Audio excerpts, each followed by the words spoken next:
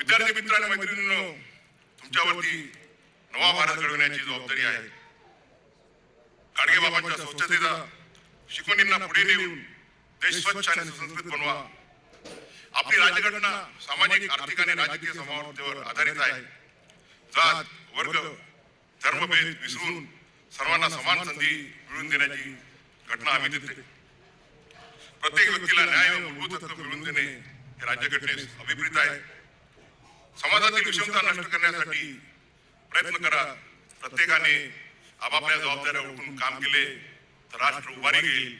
राज्यघटनेला अभिप्रेत असलेला समाज निर्माण करण्याची जबाबदारी आपल्या सर्वांची आहे. प्रिय मित्रांनो, तुमचा प्रवास इथे संपला नाही तर तो आता सुरू झाला आहे. निरोगी शरीर आणि निकोप मन निर्माण करा. तुमच्या कर्तृत्वाने तुमच्या कुटुंबाचे, तुमच्या विद्यालयाचे, तुमच्या गावाचे आणि देशाचे नाव उज्ज्वल करा.